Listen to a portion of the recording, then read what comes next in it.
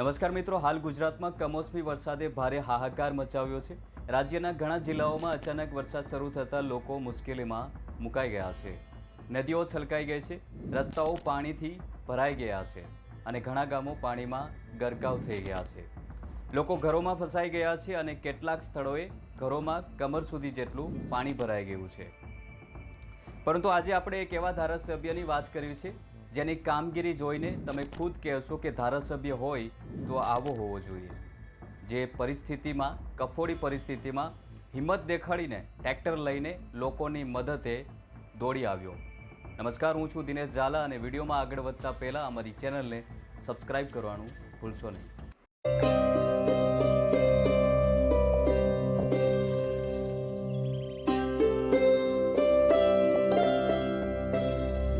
અમરેલી જિલ્લાના રાજુલા તાલુકાના ઉચ્ચૈયા ગામમાં વરસાદના કારણે સ્થિતિ ખૂબ જ ખરાબ છે। અચાનક ધોધમાર વરસાદ પડતા આખું ગામ પાણીમાં ગરકાવ થઈ ગયું।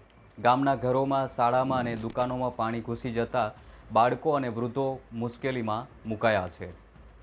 કેટલાક લોકો તો પોતાનું ઘર છોડીને છત પર ચડીને રાહતની રાહ જોઈ રહ્યા છે। આવી ભયંકર પરિસ્થિતિ વચ્ચે રાજુલા તાલુકાના ધારાસભ્યએ હિંમત બતાવી।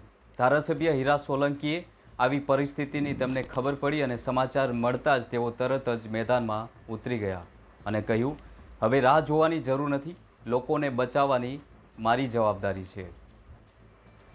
હીરા સોલંકીએ તરત જ ટ્રેક્ટર તૈયાર કરાવ્યું, કારણ કે પાણીમાં ફક્ત આ જ વાહન ચાલી શકે તેવી પરિસ્થિતિ હતી। ભારે વરસાદ, તોફાની પવન અને પાણીના પ્રવાહ વચ્ચે પણ તેમણે ગામ સુધી પહોંચવાનો નિર્ણય લીધો। રસ્તા બધા જ ડૂબી ગયેલા હતા। ક્યાં રસ્તો છે અને ક્યાં ખેતર છે તે પણ ખબર પડે તેવી સ્થિતિ નહોતી, છતાં તેમણે જોખમ ઉઠાવ્યું અને કહ્યું, પાછા ફરવાનો કોઈ પ્રશ્ન જ નથી, ગામના લોકો આપણા છે અને તેમને બચાવવાની મારી ફરજ છે। હીરા સોલંકી જ્યારે ઉચ્ચૈયા ગામ પહોંચ્યા ત્યારે દ્રશ્ય ખૂબ જ દુઃખદ હતું।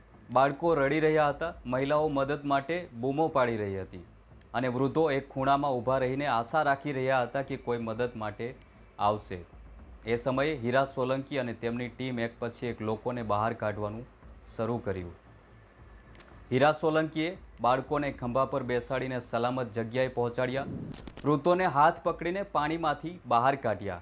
કેટલાક લોકોની આંખોમાં આંસુ હતા, પરંતુ ડરના નહીં, આભારના, કારણ કે તેમનો જીવ બચી ગયો હતો। આ આખી રેસ્ક્યુ કામગીરી લગભગ 2 કલાક સુધી ચાલી। હીરા સોલંકી અને તેમની ટીમે અંદાજે 50થી વધુ લોકોના જીવ બચાવ્યા। બધાને નજીકની શાળામાં રાખવામાં આવ્યા, જ્યાં ખાવા પીવાની અને આરામ કરવાની વ્યવસ્થા પૂરી પાડવામાં આવી। રેસ્ક્યુ કામગીરી કરવામાં આજ સવારે જ આ ગામના સૌ આગેવાનોના ફોન આવતા જ આ ગામમાં જે મજૂરી કરવા આવેલા લોકો, દયાળ ગામના, ચાંચખેરા પટવા ગામના અને આ ગામના અમુક ખેડૂતો જે વધારે પડતી પાણી આ ગામમાં ફરી વળવાના કારણે 50 લોકો, બાળકો સહિત, જેમનું રેસ્ક્યુ કરવામાં આવ્યું છે। હું આ ગામના યુવાનોનો, આ ગામના સરપંચો, આ ગામના આગેવાનોનો ખૂબ ખૂબ આભાર માનીશ કે અમારા સાથે સાહસ કરી અને ટ્રેક્ટરનું પણ અમને સહાય મળી અને એના કારણે અમે આ રેસ્ક્યુ કરી શક્યા। જો ટ્રેક્ટર કે ન હોત તો અમે કદાચ ત્યાં સુધી અમે પણ પહોંચી શક્યા ન હોત।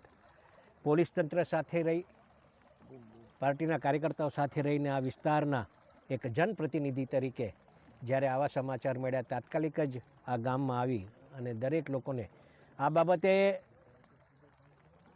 મુખ્યમંત્રી શ્રી સાહેબ સાથે પણ અમે ધ્યાન ઉપર મૂકી દીધેલું। કલેક્ટર સાહેબ સાથે લાઈવ કોન્ટેક્ટમાં હતો અને જરૂર પડે કદાચ હેલિકોપ્ટરની તો હેલિકોપ્ટરને પણ સૂચના આપી દેવામાં આવી હતી। રામપરા ગામના એ બાજુ વિસ્તારના લોકો પણ જે 7-8 જણ બાળકો સાથે જે ફસાયેલા હતા એને પણ સુરક્ષિત રીતે બહાર કાઢી લેવામાં આવ્યા છે અને હાલમાં આ જે રેસ્ક્યુ કરવામાં આવ્યા છે એની સ્કૂલે અમે સ્થળાંતર કર્યું છે। એ લોકો નાસ્તો પાણી કરાવી દીધો છે અને ઓઢવા પીવાની વ્યવસ્થા અમે હમણાં કરી રહ્યા છે। પછી એમને એને ઘરે આ પાણી ઉતરે પછી એમને ઘરે અમે શિફ્ટ કરી દઈશું। મિત્રો, આ ઘટનાએ સાબિત કરે છે કે જો નેતા મનથી જનતા માટે કામ કરે તો કુદરતનો કોઈ પણ સંકટ નડતો નથી। હીરા સોલંકીનું આ પગલું આજે આખા અમરેલી જ નહીં પરંતુ આખા ગુજરાત માટે પ્રેરણારૂપ સાબિત થયું છે। આ ધારાસભ્ય વિશે તમે શું કહેવા માંગો છો કમેન્ટ કરી જરૂર જણાવજો અને આવી વધુ રસપ્રદ ન્યૂઝ સ્ટોરીઝ જોવા માટે અમારી ચેનલને સબસ્ક્રાઇબ કરવાનું ભૂલશો નહીં. જય હિન્દ.